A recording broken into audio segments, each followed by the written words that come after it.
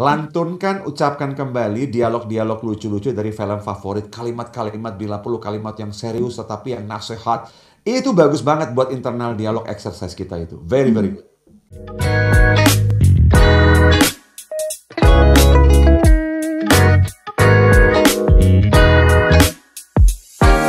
Setelah selagi break tadi ya, banyak semua listeners yang mendengarkan lagi nginget-nginget nih masa-masa lalunya dia ngapain ya. Iya. Tapi kadang memang sulit ya untuk kita yang mungkin nggak terbiasa untuk melakukan recall memory itu. Gimana kalau kita bantu dengan mungkin foto atau mungkin kita hubungin teman kita yang lama gitu untuk ngobrol-ngobrol kisah-kisah yang dulu. Apakah ini juga bisa membantu kita untuk exercise otak? Nah, ini good question, Audrey. Gini loh. Kenapa sekarang, apalagi anak-anak zaman sekarang, saya generalisasi dulu ya. Oke. Tidak sebegitu mudahnya mengakses memori kayak begini. Kenapa? Karena semua hal yang membahagiakan kita itu kita sudah simpan di gadget kita gitu loh. Iya. Nah, ini mengurangi kewajiban otak kita untuk memorize. Nah, jadi sebetulnya gadget itu membuat kita malah jadinya kayak malas untuk jepret dan mengingat. Ya kan? Jadi kenapa orang-orang dulu itu heran dengan orang-orang zaman sekarang yang mau makan aja mesti foto dulu. Terus posting dulu. Ya, karena semua memori kita itu seolah-olah tidak perlu kita ingat. Karena sudah ada di handphone misalnya. Ya. Nah, kalau orang dulu jangan mau foto aja takut filmnya rusak kan gitu loh. Benar. Nah, dan kalau mau cuci aja harus hati-hati banget. Filmnya sudah ke barat lah. Nah, karena itu memorinya terbanyak simpan di sini. Nah, jadi nggak heran kita, Audrey, setiap kali orang-orang dulu itu lebih sentuhan emosionalnya lebih tinggi. Ya kan? Karena memorinya lebih tersimpan di sini. Kita yang zaman sekarang, Audrey, terbalik, Audrey. Semua yang bagus-bagus tersimpan di handphone. Yang jelek-jelek di sini direkamnya. Harusnya dibalik ya. Kebalik. Gitu loh. Jadi bukan tidak membantu, itu bagus kalau bisa membantu. Setiap kali kita lihat foto ini, oh ya dulu kita di sini ya, dulu kita di situ ya. Nice. Tetapi kalau kita semua peristiwa di mana kita datangin itu kita cuma main foto doang, kita tidak lagi simpan di sini sebagai good memory. Kita tidak, istilah zaman keren sekarang, kita tidak lagi mindful gitu loh. Yes. Nah, jadi saya kalau misalnya ini smart listener semua yang join bersama kita live ya, entah di IG saya, di YouTube, perhatikan baik-baik, salah satu cara kita untuk tidak menikmati liburan apapun adalah kita tidak lagi nikmati momennya karena kita terlalu sibuk foto. Terlalu sibuk semuanya foto-foto, akhirnya kita lupa duduk sebentar, enjoy gitu loh. Ya kan, lihat pemandangannya, rekam di sini gitu loh. Bersyukur banget kita berada di situ. Gitu. Udah kurang, Audrey, udah kurang banget. Gitu loh. Soalnya Audrey zaman sekarang kalau orang foto, Audrey, kalau dulu kan foto buat kenangan, Audrey. Benar. Sekarang buat pamer. Untuk menunjukkan liburan kemana, makan apa gitu ya Pak ya. Apalagi buat para haters gitu kan. Yes, oke. Karena memang aku ingat banget itu Pahin, kalau misalnya kita masih kecil, aku kan lahir tahun 90-an, 96 ya. Itu kayak masih ngeliatin foto-foto album yang zaman dulu. Itu senang banget gitu, jadi ingat.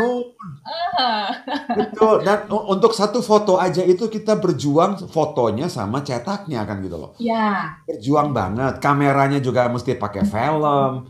Ya kan gitu loh. Kalau masih ingat romansa itu loh, kamera kalau sudah foto selesai tiba-tiba salah narik, angus semuanya. Aduh, kebakar. Ya salah menghadap matahari aja angus tuh filmnya. Kayak gitu-gitu. Nah, yang kayak gini-gini, Audrey, itu disimpannya kan di sini. Gitu. Nah, jadi ada yang bertanya kenapa gampang sekali misalnya orang tertentu, saya gampang banyak narik memori, good memory. Nah, most happy people, orang-orang yang kita sebut happy, itu juga imajinasi kreatifnya itu luar biasa. Jadi mereka tidak stuck di sebuah momen, mereka bisa memanggil good memory. Orang-orang bersyukur itu kan memori visual mengenai hal-hal yang dia syukuri kan bagus banget. Ya kan gitu loh. Nah, salah satu caranya melatih yang tadi. Ya kan, kembali memori, exercise aja itu. Sehingga setiap kali kalau kita lagi sedih, panggil memori yang bagus. Udah, itu gitu loh. Karena kita latih sekarang neuronnya nembaknya rapat, lebih cepat kita narik gitu loh. Yes. Jadi coba ya ingat-ingat yang lalu-lalu, yang positif-positif aja, yang luka-luka nggak usah dibuka-buka. Betul.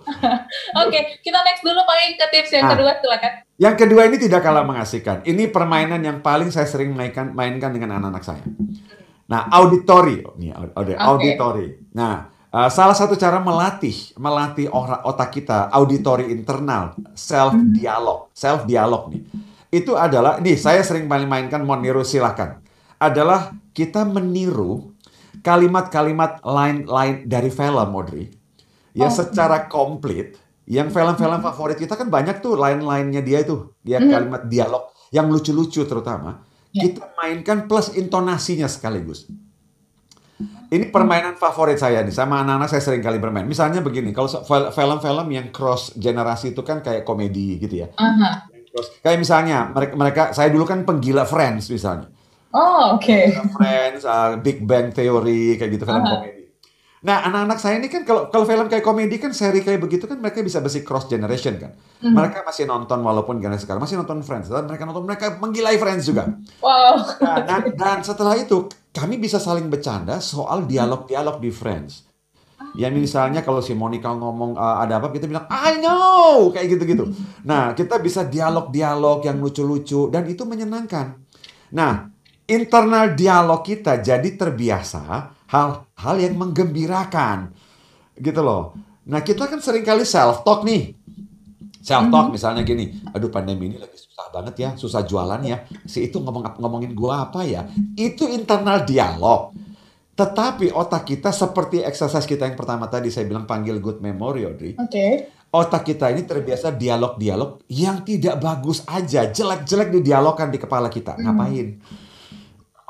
Biasakan diri dialog-dialog yang goofy, yang lucu, yang kocak. Sehingga masalah pun kita bisa dialogkan dengan intonasi yang berbeda-beda itu.